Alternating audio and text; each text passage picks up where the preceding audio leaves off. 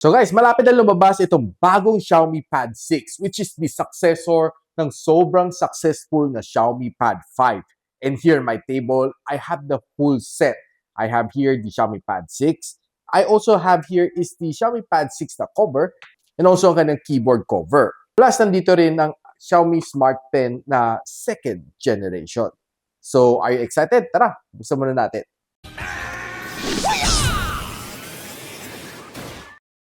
So hi guys, I'm Richmond ng Gadget Sidekick and welcome back to my channel.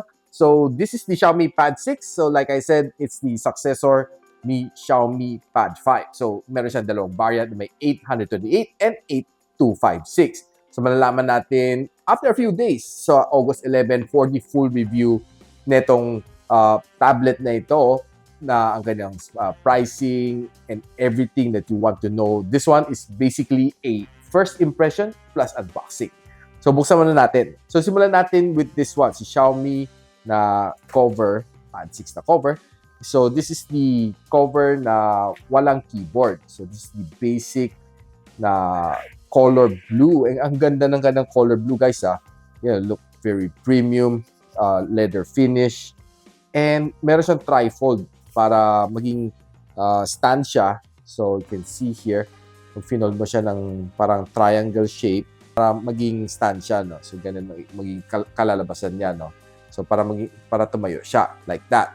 Nandiyan ang kanang Xiaomi logo.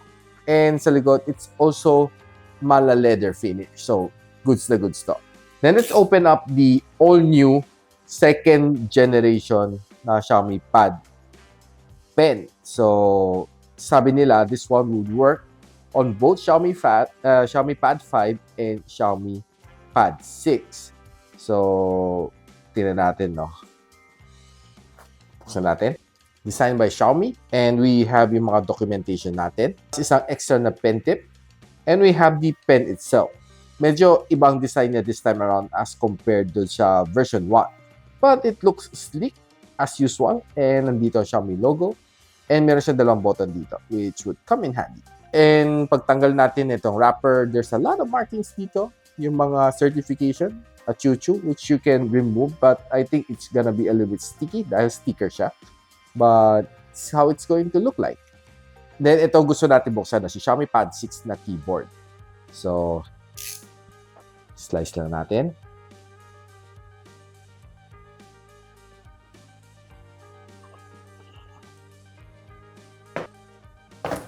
Yan. Kita natin, there's the Xiaomi logo over here. Pansin ko lately, parang daming mga certification na sinasama si Xiaomi. Like the Xiaomi pen, ganun din. Meron din mga sticker na certification dito. Ito natin yung Xiaomi logos over here. Sa loob, we have some user guide and manuals over here. And this is the keyboard. Okay, so quite soft naman ang kanyang key. So I think typing on this one would be enjoyable, lalo when you're on the go. So this one has a magnet tip. So makita natin, magkoconnect siya sa tablet mo using these 3 terminals over here. And of course, nandito na tayo sa ating main course, which is the Xiaomi Pad 6. So natin, you can see the box is very color white. What I have here is the gray color and 8 gigs of RAM and 120 gigs of storage. So natin. Yun. So, kita natin outright yung kanyang mga specs dito. By the way, it has a 144Hz screen refresh rate, Snapdragon 870 na processor, quad speakers, 8,840 mAh of battery, 33 watts na fast charging, and slim unibody design with metal finish. Before natin buksan ng tablet, let's see other stuff inside. We have the warranty guide and quick start guide. We have a 33 watts of fast charging brick. And of course, a Type-C cable. And so here we go. So taking out of the pouch. Looks nice. So underneath, nandyan ang kanyang dalawang loudspeaker. Nandyan ang kanyang Type-C port. And of course, microphone in. On this side, it's pretty clean. On top, we have 2 more loudspeaker and the power button. And it's being powered by Dolby Vision Atmos. And on the other side, you have another microphone over here and volume rocker.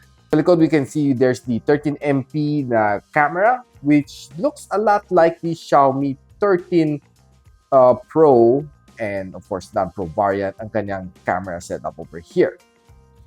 So it's very easy to connect your pen. All you need to do is just place it on top, just like this, with a magnet clip, and it will automatically connect on its own through Bluetooth.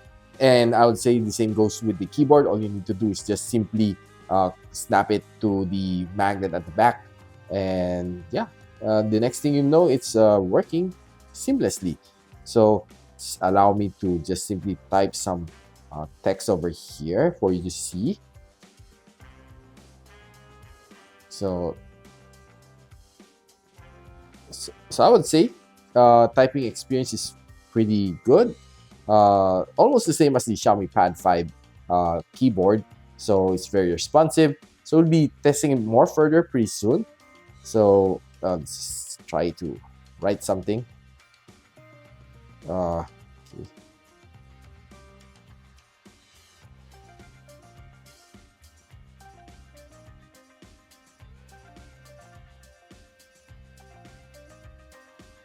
There, so you can see just a quick writing over here. So this is how it looks like. And navigating on this one is pretty easy, just using your pen. And yeah, I would say that this is probably more responsive as compared to the Xiaomi Pad 5 Pen. Now, probably one of the good things here is that you'll be having a better browsing experience once you have this pen, as opposed to just swiping using your fingers.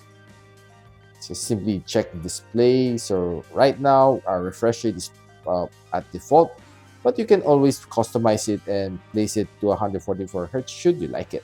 Now, initially, I'm impressed with this Xiaomi Pad 6 and looking further to test it more on the succeeding days. So don't forget to check me back on August 11 for the full review of this Xiaomi Pad 6 together with all of these accessories on full usage.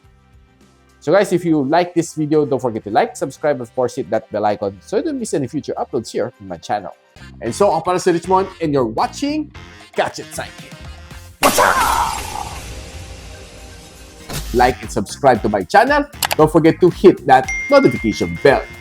For one of my latest uploads, click the dito. And for one of my popular uploads, click here.